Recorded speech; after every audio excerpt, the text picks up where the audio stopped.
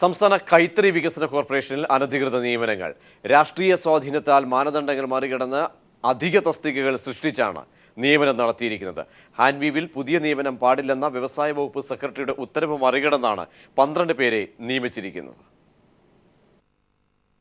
തെരഞ്ഞെടുപ്പ് മുന്നിൽ കണ്ട് വ്യവസായ വകുപ്പിലും അനധികൃത നിയമനങ്ങൾ അതിവേഗം നടക്കുകയാണ്. വ്യവസായ വകുപ്പിന് കീഴിലെ കൈത്തറി വികസന കോർപ്പറേഷനിലാണ് അനധികൃത നിയമനങ്ങൾ തകൃതിയായി നടക്കുന്നത്. ഇക്കഴിഞ്ഞ 4-ന് പെരുമാറ്റച്ചട്ടം നിലവിൽ വന്നുവെന്നിരിക്കെ ഇതിന് മുൻപത്തെ തീയതിയിൽ തിരക്കിട്ട് ഉത്തരവിറക്കിയാണ് നിയമനം നടത്തിയിരിക്കുന്നത്. രാഷ്ട്രീയ സ്വാധീനത്തിന്റെ അടിസ്ഥാനത്തിൽ മാനദണ്ഡങ്ങൾ മറികടന്നാണ് പുതിയ തസ്തികകൾ സൃഷ്ടിച്ചുള്ള നിയമനം. Sales assistant, executive, part time sweeper, workers തസ്തികകളിൽ ഉൾപ്പെടെ 12 പേർക്കാണ് നിയമനം നൽകിയിരിക്കുന്നത്. ഹാൻവീവിന്റെ തിരുവനന്തപുരം, കണ്ണൂർ ഓഫീസുകളിലായി ഇവർ കഴിഞ്ഞ ദിവസങ്ങളിൽ ജോലിയിൽ പ്രവേശിക്കുകയും ചെയ്തിട്ടുണ്ട്. ഇക്കഴിഞ്ഞ 2-ന് വ്യവസായ വകുപ്പ് സെക്രട്ടറി ശമ്പള പരിഷ്കരണ ഉത്തരവ് പുറത്തിറക്കിയിരുന്നു. സാമ്പത്തിക പ്രതിസന്ധി നേരിടുന്നതിനാൽ ഹാൻവീവിൽ പുതിയ നിയമനം പാടില്ലെന്ന് ഉത്തരവിൽ വ്യക്തമാക്കിയിട്ടുണ്ട്. ഇതിന് വിരുദ്ധമായാണ് താൽപ്പര്യക്കാർക്ക് തിരക്കിട്ട് നിയമനം നൽകിയിരിക്കുന്നത്. KM ഉമേഷ്, കൊച്ചി. വിശദാംശങ്ങൾ KM ഉമേഷ് നൽകും. ഉമേഷ്, എന്തായാലും ഭരണകാലാവധി തീരാൻ പോകുന്ന ഒരു ഘട്ടത്തിലാണ് അനധികൃത നിയമനങ്ങൾ ഈ വകുപ്പുമായി ബന്ധപ്പെട്ട് നടന്നിരിക്കുന്നത്. ഒരുപക്ഷെ സെക്രട്ടറി അടക്കം വ്യവസായ വകുപ്പ് സെക്രട്ടറിയുടെ അടക്കമുള്ള നിർദ്ദേശങ്ങളെ കാറ്റിൽ പറത്തി, മാനദണ്ഡങ്ങളെ കാറ്റിൽ പറത്തിയാണോ വ്യക്തമായും ഇത്തരത്തിലുള്ള അനധികൃത നിയമനം നടത്തിയിരിക്കുന്നത്? അങ്ങനെ തന്നെയാണ് പ്രജീഷ്. നേരത്തെ പല വകുപ്പുകളിലും ഇത്തരത്തിൽ തെരഞ്ഞെടുപ്പ് പെരുമാറ്റച്ചട്ടം വന്ന സാഹചര്യത്തിൽ തിരക്കിട്ട് നിയമനം നടക്കുന്നതും സ്ഥാനക്കയറ്റം നടക്കുന്നതും എല്ലാം നമ്മൾ കണ്ടതാണ്. അതിന് സമാനമായി തന്നെയാണ് ഇപ്പോൾ വ്യവസായ വകുപ്പിന് കീഴിലുള്ള കൈത്തറി വികസന കോർപ്പറേഷനിലും ഉണ്ടായിരിക്കുന്നത്. മാനദണ്ഡങ്ങൾ മറികടന്നുകൊണ്ടാണ് ഇത്തരത്തിൽ നിയമനം നടന്നിരിക്കുന്നത് എന്ന് തന്നെയാണ് വ്യക്തമാകുന്നത്. ഇതിന്റെ തെളിവുകൾ ഉൾപ്പെടെ നമ്മൾ ഇപ്പോൾ വാർത്തയിൽ കണ്ടു കഴിഞ്ഞു. ഏതാണ്ട് 12 പേരെയാണ് ഇത്തരത്തിൽ നിയമിച്ചിരിക്കുന്നത്. പ്രത്യേകിച്ചും വ്യവസായ വകുപ്പ് സെക്രട്ടറി നേരത്തെ ഒരു ഉത്തരവ് ഇറക്കിയിരുന്നു. ഇക്കഴിഞ്ഞ മാർച്ചിൽ തന്നെയാണ് ആ ഉത്തരവ് പുറത്തു വന്നത്. കൈത്തറി വികസന കോർപ്പറേഷനിൽ സാമ്പത്തിക പ്രതിസന്ധി ഉണ്ട്, അതുകൊണ്ട് തന്നെ പുതിയ നിയമനങ്ങൾ ഒന്നും തന്നെ പാടില്ല. ശമ്പള പരിഷ്കരണ ഉത്തരവുമായി ബന്ധപ്പെട്ടാണ് ഇത്തരത്തിൽ വ്യവസായ വകുപ്പ് സെക്രട്ടറി ഒരു നിർദ്ദേശം വെച്ചിരിക്കുന്നത്. എന്നാൽ ഇത് മറികടന്നുകൊണ്ടാണ് ഇപ്പോൾ താല്പര്യക്കാരായവരെ പലരെയും കൈത്തറി വികസന കോർപ്പറേഷനിലേക്ക് നിയമിച്ചിരിക്കുന്നത്. അങ്ങനെ 12 പേരാണ് നിയമിക്കപ്പെട്ടിരിക്കുന്നത്. ഇത് തിരുവനന്തപുരത്തും കണ്ണൂരിലാണ് ഇതിന്റെ ആസ്ഥാന ഓഫീസ് ഉള്ളത്. കണ്ണൂരിലും തിരുവനന്തപുരത്തുമായാണ് ഇത്തരത്തിൽ 12 പേരെ നിയമിച്ചിരിക്കുന്നത്. അത് മാനദണ്ഡങ്ങൾ മറികടന്നുകൊണ്ടാണ്. നേരത്തെ സൂചിപ്പിച്ചതുപോലെ രാഷ്ട്രീയ സ്വാധീനം ഉപയോഗിച്ചാണ് ഇത്തരത്തിൽ താല്പര്യക്കാരെ നിയമിച്ചിരിക്കുന്നത്. സെയിൽസ് അസിസ്റ്റന്റ്, വർക്കേഴ്സ് ഉൾപ്പെടെയുള്ള തസ്തികകളിലേക്കാണ് നിയമനം നൽകിയിരിക്കുന്നത്. അതിൽ വ്യവസായ വകുപ്പ് സെക്രട്ടറിയുടെ ഉത്തരവ് മാർച്ച് 2-നാണ് ഇറങ്ങിയിരിക്കുന്നത്. അന്നത്തെ ഡേറ്റിൽ തന്നെ നിയമനം നടത്തിയതായും ഉള്ള തെളിവുകളാണ് ഇപ്പോൾ നമുക്ക് ലഭിച്ചിരിക്കുന്നത്. ഇത്തരത്തിൽ 12 പേരെയാണ് കൈത്തറി വികസന കോർപ്പറേഷനിലും അനധികൃതമായി നിയമിച്ചിരിക്കുന്നത്.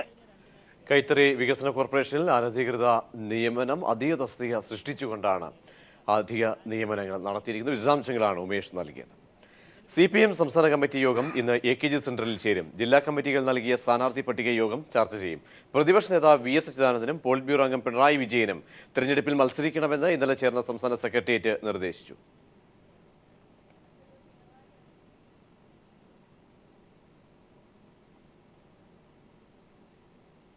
പിണറായി വിജയനും VS അച്യുതാനന്ദനും നിയമസഭാ തെരഞ്ഞെടുപ്പിൽ മത്സരിക്കണമെന്ന് CPM സംസ്ഥാന സെക്രട്ടേറിയറ്റിന് നിർദ്ദേശം. VS മലമ്പുഴയിൽ മത്സരിക്കണം. സെക്രട്ടേറിയറ്റിൽ നിന്നും 6 പേർ മത്സരിക്കുമെന്നും സൂചന. പ്രതിപക്ഷ നേതാവ് VS അച്യുതാനന്ദനും പോളിറ്റ് ബ്യൂറോ അംഗം പിണറായി വിജയനും തെരഞ്ഞെടുപ്പിൽ മത്സരിക്കണമെന്നാണ് സംസ്ഥാന സെക്രട്ടേറിയറ്റ് നിർദ്ദേശിച്ചത്. VS മലമ്പുഴയിൽ തന്നെ ജനവിധി തേടണമെന്നും യോഗം നിർദ്ദേശിച്ചു. സെക്രട്ടേറിയറ്റിൽ നിന്ന് 6 പേർ മത്സരരംഗത്തുണ്ടാകുമെന്നാണ് സൂചന. സെക്രട്ടേറിയറ്റ് നിർദ്ദേശങ്ങൾ സംസ്ഥാന കമ്മിറ്റിയും ചർച്ച ചെയ്യും. 14 ജില്ലാ കമ്മിറ്റികൾ നൽകിയ സ്ഥാനാർത്ഥി പട്ടികയും സംസ്ഥാന കമ്മിറ്റിയുടെ പരിഗണനയ്ക്ക് വരും.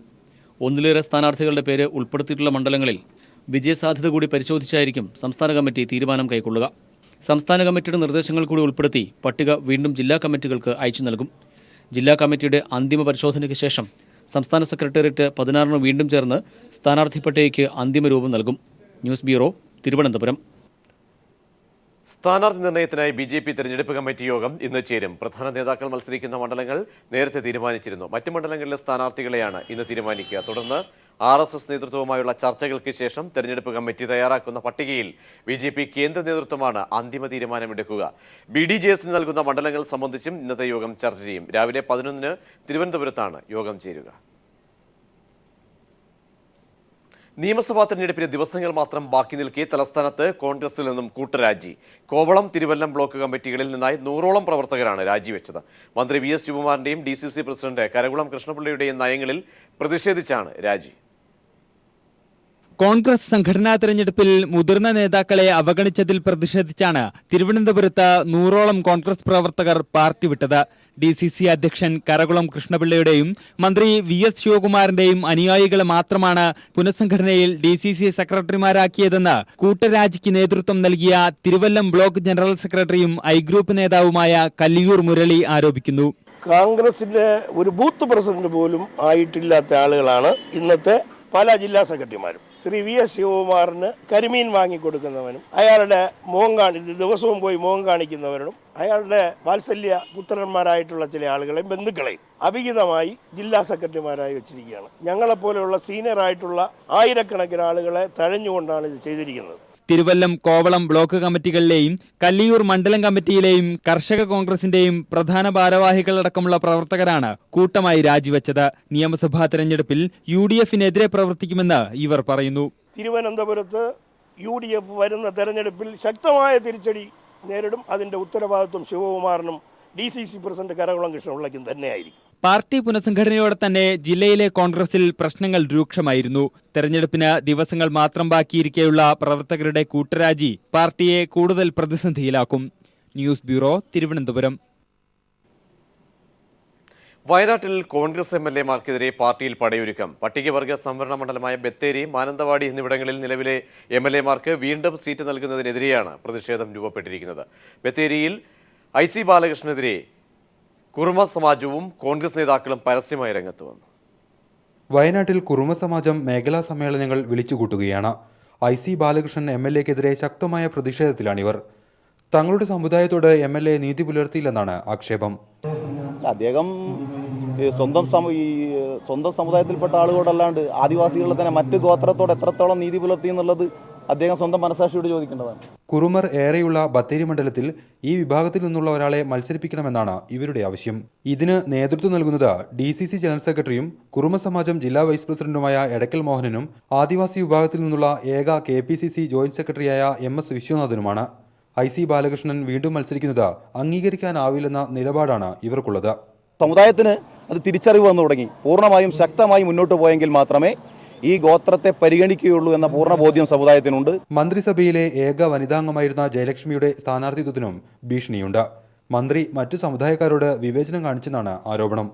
ആദിവാസി ഭൂവിതരണം മുതൽ മറ്റ് ക്ഷേമ പദ്ധതികളെല്ലാം നിലച്ചിട്ടും മന്ത്രിക്ക് ഇതിലൊന്നും ഇടപെടാനായില്ലെന്നാണ് ഒരു വിഭാഗം ഉയർത്തുന്ന ആരോപണം.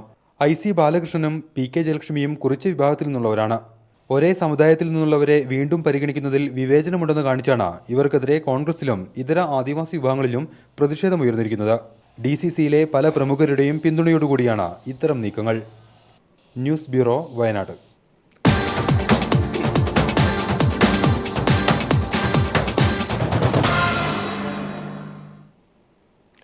മന്ത്രി KP മോഹന്റെ മണ്ഡലമായ കണ്ണൂർ കൂത്തുപറമ്പിൽ ഘടകകക്ഷികളിൽ അസ്വാരസ്യങ്ങൾ വ്യാപകമാകുന്നു.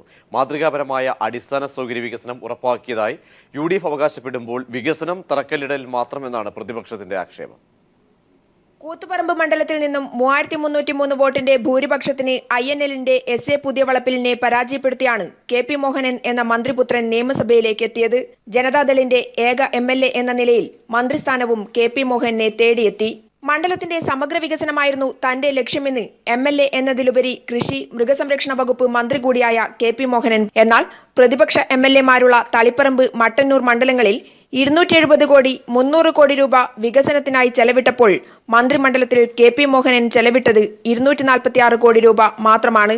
10 വർഷം പെരിങ്ങളത്തിന്റെ MLA ആയിട്ടും പിന്നീട് കൂത്തുപറമ്പിന്റെ MLA എന്നതിലുപരി മന്ത്രി കൂടിയായിട്ടും പ്രകടന പത്രികയിൽ പറഞ്ഞ 43 വാഗ്ദാനങ്ങൾ ജലരേഖയായെന്ന ആരോപണമാണ് മണ്ഡലത്തിൽ നിന്നുയരുന്നത്. കണ്ണവം കോളനിയിൽ കഴിഞ്ഞ സർക്കാരിന്റെ കാലത്ത് അനുവദിച്ച പോളിടെക്നിക് പാട്യം ഗ്രാമപഞ്ചായത്ത് സ്ഥലം വിട്ടുകൊടുത്തിട്ട് പോലും യാഥാർത്ഥ്യമായില്ല. പാനൂർ കൂത്തുപറമ്പ് ഗതാഗത പ്രശ്നവും പരിഹരിക്കപ്പെട്ടില്ല. കൂത്തുപറമ്പ് താലൂക്ക് ആശുപത്രിയിൽ സ്റ്റാഫ് പാറ്റേൺ പോലും നടപ്പിലാക്കിയില്ല. പാനൂരിൽ താലൂക്ക് ആശുപത്രിക്കായി പിരിച്ചെടുത്ത തുകയിലടക്കമുള്ള അഴിമതി ആരോപണങ്ങളും നേരിട്ടുകൊണ്ടിരിക്കുകയാണ് KP മോഹൻ എന്ന മന്ത്രി. താലൂക്ക് ആശുപത്രിക്കായി പിരിച്ചെടുത്ത ഫണ്ട് സംബന്ധിച്ച് വിജിലൻസ് കോടതിയിലും പരാതി എത്തിക്കഴിഞ്ഞു. മണ്ഡലത്തിൽ വീണ്ടും തെരഞ്ഞെടുപ്പിനെ നേരിടാൻ KP മോഹനന്റെ പേരു തന്നെയാവും UDF മുന്നോട്ട് വയ്ക്കുക. തദ്ദേശ തെരഞ്ഞെടുപ്പിലെ വോട്ടിംഗ് നിലയും കഴിഞ്ഞ 3303 വോട്ടിന്റെ ഭൂരിപക്ഷവും താരതമ്യം ചെയ്യുമ്പോൾ മണ്ഡലത്തിൽ ശക്തനായ ഒരു എതിരാളിയുടെ സാന്നിധ്യം KP മോഹനന്റെ അങ്കത്തട്ടിലെ അയോധന മികവിനെ വെട്ടിനിരത്തുമെന്നാണ് കണക്കുകൾ നൽകുന്ന സൂചന. കാസർഗോഡ് ജില്ലയ്ക്കും അവകാശപ്പെട്ടതാണ് VIP മണ്ഡലങ്ങളെക്കുറിച്ചുള്ള ഗതകാല സ്മരണകൾ. ഐക്യകേരളത്തിന്റെ പ്രഥമ മുഖ്യമന്ത്രിയായിരുന്ന EMS നമ്പൂതിരിപ്പാടും മുൻ മുഖ്യമന്ത്രി EK നായനാരും കാസർഗോഡ് ജില്ലയിലെ മണ്ഡലങ്ങളെയും നിയമസഭയിൽ പ്രതിനിധീകരിച്ചിട്ടുണ്ട്. ഇപ്പോൾ നിലവിലില്ലാത്ത നീലേശ്വരവും 1977 മുതൽ നിലവിലുള്ള തൃക്കരിപ്പൂരുമാണ് ഈ മണ്ഡലങ്ങൾ. ത്തിലെ ആദ്യ കമ്മ്യൂണിസ്റ്റ് മന്ത്രിസഭയ്ക്ക് നേതൃത്വം നൽകിയ EMS നമ്പൂതിരിപ്പാട് 1957 തെരഞ്ഞെടുപ്പിൽ മത്സരിച്ചത് കാസർഗോഡ് ജില്ലയിൽ നിന്നുള്ള നീലേശ്വരം മണ്ഡലത്തിൽ. ഇപ്പോൾ ഈ പേരിൽ മണ്ഡലം നിലവിലില്ല. നീലേശ്വരം നഗരസഭ ഇപ്പോൾ കാഞ്ഞങ്ങാട് മണ്ഡലത്തിന്റെ ഭാഗമാണ്. ഇപ്പോഴത്തെ പയ്യന്നൂർ, തൃക്കരിപ്പൂർ, കാഞ്ഞങ്ങാട് മണ്ഡലത്തിന്റെ ഭാഗങ്ങൾ ഉൾപ്പെടുന്നതായിരുന്നു അന്നത്തെ നീലേശ്വരം ദ്വയാംഗ മണ്ഡലം. EMSനൊപ്പം കമ്മ്യൂണിസ്റ്റ് പാർട്ടി സ്ഥാനാർത്ഥിയായിരുന്ന കല്ലളൻ വൈദ്യരും ഇവിടെ നിന്നും വിജയിച്ചു. PSP കോൺഗ്രസ് സ്ഥാനാർത്ഥികളെയാണ് അന്ന് EMSും കല്ലളൻ വൈദ്യരും വൻ ഭൂരിപക്ഷത്തിന് തോൽപ്പിച്ചത്. EMSന്റെ സ്ഥാനാർത്ഥിത്വം പാർട്ടി പ്രവർത്തകരിൽ വലിയ ആവേശം പകർന്നതായി അന്ന് തെരഞ്ഞെടുപ്പ് പ്രവർത്തനങ്ങളിൽ സജീവമായി പങ്കെടുത്ത നീലേശ്വരത്തെ P. അമ്പാടി ഓർമ്മിക്കുന്നു. EMSന്റെ പ്രസംഗം കേൾക്കാൻ ഒരുപടി ആളുകളും പോയില്ല. പ്രബലന്മാരായിട്ട് ആളുകൾ, അറിയപ്പെടുന്ന ആളുകളെല്ലാം വരും. EMS എന്ന് പറഞ്ഞാൽ അത് വലിയ വേദിയായിട്ട് മാറുന്നത്. EMS നീലേശ്വരത്തിന് വന്ന ഒരു പ്രത്യേകതയല്ല. അക്കാലത്തെ പ്രചാരണ പ്രവർത്തനങ്ങൾ ഇന്നത്തെ പോലെ എളുപ്പമായിരുന്നില്ല. റോഡുകളോ മറ്റ് സൗകര്യങ്ങളോ ഉണ്ടായിരുന്നില്ല. മനസ്സിലായി. പിന്നെ അന്ന് ഇന്നത്തെ ശൈലിക്ക് അവകാശമില്ലല്ലോ. ആദ്യത്തെ കേരളം വന്നാത്ത ആദ്യത്തെ അന്ന് വാഹനം, റോഡില്ല, കാറൊന്നും പോയില്ല, ജീപ്പിലാണ്. എല്ലാ പ്രചരണവും ജീപ്പിലാണ്. കേരളത്തിൽ 3 തവണ മുഖ്യമന്ത്രിയായ EK നായനാർ 1987 മുഖ്യമന്ത്രിയായത് തൃക്കരിപ്പൂർ മണ്ഡലത്തിൽ മത്സരിച്ച് വിജയിച്ച ശേഷമാണ്. 1991 EK നായനാർ തൃക്കരിപ്പൂരിൽ നിന്നും വിജയിച്ചു. അത്തവണ പ്രതിപക്ഷ നേതാവായിരുന്നു. തൃക്കരിപ്പൂർ മണ്ഡലത്തിനൊപ്പം നീലേശ്വരം ഉൾപ്പെടുന്ന ഇന്നത്തെ കാഞ്ഞങ്ങാട് മണ്ഡലവും ഇപ്പോൾ LDFന് നല്ല സ്വാധീനമുള്ള മണ്ഡലങ്ങളാണ്. News bureau, Kasaragod. അയോഗ്യരായ സ്ഥാനാർത്ഥികളെ വിജയിപ്പിക്കാനായി ബിഷപ്പുമാർ പ്രചരണം നടത്തരുതെന്ന് മാർ ക്രിസോസ്റ്റം വലിയ മെത്രാപ്പൊലീത്ത. EMS നമ്പൂതിരിപ്പാടും C. അച്യുതമേനോനുമാണ് കേരളം ഇന്നുവരെ കണ്ടിട്ടുള്ളവരിൽ വെച്ച് ഏറ്റവും മികച്ച മുഖ്യമന്ത്രിമാരെന്നും ക്രിസോസ്റ്റം തിരുമേനി പറഞ്ഞു. ദില്ലിയിൽ മാധ്യമപ്രവർത്തകരുമായുള്ള മുഖാമുഖം പരിപാടിയിലാണ് രാഷ്ട്രീയ വിഷയങ്ങളിൽ അദ്ദേഹം നിലപാട് വ്യക്തമാക്കിയത്. നർമ്മവും ചിന്തയും ആത്മീയതയും രാഷ്ട്രീയവുമെല്ലാം ഉൾക്കൊള്ളിച്ചും അനുഭവങ്ങൾ പങ്കുവച്ചും സംസാരിച്ച ക്രിസോസ്റ്റം തിരുമേനി മാധ്യമപ്രവർത്തകർക്ക് ചോദ്യങ്ങൾ ചോദിക്കാനുള്ള അവസരം കൊടുത്തത് ഇങ്ങനെ: എനിക്ക് ഉത്തരം അറിയാവുന്ന ചോദ്യം നിങ്ങൾ ചോദിക്കും. ചോദ്യങ്ങളേറെയും കേരളത്തിലെ നിയമസഭാ തെരഞ്ഞെടുപ്പിനെ കുറിച്ച്. ആര് അധികാരത്തിൽ വരണമെന്ന ചോദ്യത്തിന് ആലോചനയില്ലാതെ ക്രിസോസ്റ്റം തിരുമേനിയുടെ മറുപടി: നമ്മുടെ രാജ്യത്തെ ഒരുത്തനും അടുത്ത 5 വർഷത്തിൻ്റെ ഉള്ളിൽ പട്ടിണി കിടക്കും. ഒരുത്തരും വീടില്ലാത്തവരായിരിക്കും. കേരളത്തിൽ ഇന്നുവരെ വന്ന എല്ലാ മുഖ്യമന്ത്രിമാരും മികച്ചവരായിരുന്നു എന്ന അഭിപ്രായമില്ല. എന്നാൽ EMS നമ്പൂതിരിപ്പാടും C. അച്യുതമേനോനും കേരളം ഇന്നുവരെ കണ്ടിട്ടുള്ളതിൽ വെച്ച് ഏറ്റവും മികച്ച മുഖ്യമന്ത്രിമാരായിരുന്നുവെന്നും അദ്ദേഹം പറഞ്ഞു. നന്മ മാത്രം ചെയ്ത ആളുകളില്ല, എല്ലാം ഉണ്ട്. ഞാൻ പറയാം, അച്യുതമേനോൻ ഇല്ലേ, അതുപോലെ നമ്പൂതിരിപ്പാട്. 100ന്റെ നിറവിലേക്ക് കടക്കുന്ന ക്രിസോസ്റ്റം തിരുമേനിയെക്കുറിച്ച് സിനിമാ സംവിധായകൻ ബ്ലസ്സി തയ്യാറാക്കുന്ന 100 Years of ക്രിസോസ്റ്റം എന്ന ഡോക്യുമെന്ററിക്ക് വേണ്ടിയുള്ള ചിത്രീകരണത്തിന് കൂടിയാണ് ദില്ലിയിലെത്തിയത്. പ്രധാനമന്ത്രി നരേന്ദ്രമോദി, കോൺഗ്രസ് അധ്യക്ഷ Sonia Gandhi, CPIM general secretary Sitaram Yechury തുടങ്ങിയവരുമായും ചിത്രീകരണത്തിന്റെ ഭാഗമായി കൂടിക്കാഴ്ച നടത്തി. News bureau, Delhi. സംഘപരിവാറിനോടുള്ള അടുത്ത നിലപാട് വ്യക്തമാക്കി വീണ്ടും സംവിധായകൻ മേജർ രവി. ദുർഗാദേവിയെ ആക്ഷേപിച്ച മാധ്യമപ്രവർത്തക സിന്ധു സൂര്യകുമാറിന്റെ മുഖത്ത് അനുമതി ലഭിച്ചാൽ കാർക്കിച്ചു തുപ്പുമെന്ന് മേജർ രവി. ദുർഗാദേവിയെ അധിക്ഷേപിച്ചപ്പോൾ അത് തെറ്റായി തോന്നാത്തത് അവരുടെ സംസ്കാരമാണ്. ഇത്തരത്തിൽ സംസ്കാരം ഉള്ളവർക്ക് സ്വന്തം അമ്മയെപ്പറ്റി പറഞ്ഞാലും കുഴപ്പമില്ലെന്നും മേജർ രവി പറയുന്നു. ദുർഗാദേവിയെ വേശ്യയെന്ന് വിളിച്ചപ്പം അത് ഒരു വിഷ്വൽ മീഡിയയിൽ ഇരുന്നുകൊണ്ടാണ് ഒരു സ്ത്രീ പറയുന്നത്. അതിനെനിക്ക് തെറ്റായി തോന്നിയിട്ടില്ല. കാരണം അവരുടെയും വർഗം അത് തന്നെയായിരിക്കും ഈ പറയുന്ന സ്ത്രീ. അല്ലെങ്കിൽ ഒരിക്കലും സ്വന്തം അമ്മയെ വേശ്യെന്ന് പറഞ്ഞു കഴിഞ്ഞാൽ അവർക്ക് തിരിച്ചതുപോലെ പറയാൻ സാധിക്കുമോ എന്നുള്ളത് എനിക്ക് മനസ്സിലാവുന്നില്ല. അത് ദൈവത്തിനെ കുറിച്ചാണ് പറയുന്നത്. പക്ഷെ ടിവിയിലിരുന്ന് പറയുന്ന സമയത്ത് അതിന് വലിയ പ്രശ്നമായിട്ട് എനിക്ക് തോന്നുന്നില്ല. കാരണം വെച്ചാൽ തന്റെ സ്വന്തം സംസ്കാരം അതുപോലെയാണെങ്കിൽ എനിക്ക് എന്റെ അമ്മ വേശ്യയാണെന്ന് പറഞ്ഞാലും എനിക്ക് യാതൊരു പ്രശ്നമില്ല എന്നുള്ളതാണ് ആ സ്ത്രീ പറഞ്ഞത്. വേറൊന്നും എനിക്ക് പറയാനില്ല അതിനെ കുറിച്ച്. ഒരമ്മയെ കുറിച്ചോ അല്ലെങ്കിൽ വിശ്വസിക്കുന്ന ദൈവത്തിനെ കുറിച്ചോ പറഞ്ഞു കഴിഞ്ഞാൽ നമുക്ക് തിരിച്ചു പറയാനുള്ള, പ്രതികരിക്കാനുള്ള ശക്തി ഇല്ലാതായി പോയല്ലോ എന്ന് കാണുമ്പോഴാണ് നമുക്ക് വിഷമം തോന്നുന്നത്. ഇതുപോലെ പറയുന്നതിനെ സപ്പോർട്ട് ചെയ്യാന്ന് പറയുന്ന സമയത്ത് സത്യം പറഞ്ഞ് ഞാൻ ആ സ്ത്രീയുടെ മുഖത്ത് ഞാൻ കാലിത്തുന്നു. വേറെ ഒന്നും ഞാൻ പറയാനില്ല. മേജർ രവി എന്ന വ്യക്തിക്ക് പെർമിഷൻ കൊടുക്കുകയാണെങ്കിൽ അതെത്രയും ഞാൻ ചെയ്യുന്നു. കോടികൾ ചെലവഴിച്ച് ധീരജവാന്മാർക്ക് സ്മാരകം പണിത വിമുക്ത ഭടനെ സർക്കാരും നഗരസഭയും അപമാനിക്കുന്നതായി പരാതി. ആലപ്പുഴ തുമ്പോളിയിൽ AK ഭാസുരകുമാർ എന്ന വിമുക്ത ഭടനാണ് പരാതിക്കാരൻ. തന്റെ സ്വന്തം സ്ഥലത്ത് ഒരു കോടിയിലധികം രൂപ മുടക്കി നിർമ്മിച്ച സ്മാരകത്തിന് പതിവിൽ കവിഞ്ഞ കെട്ടിട നികുതി നൽകിയാണ് നഗരസഭ നന്ദി കാട്ടിയത്.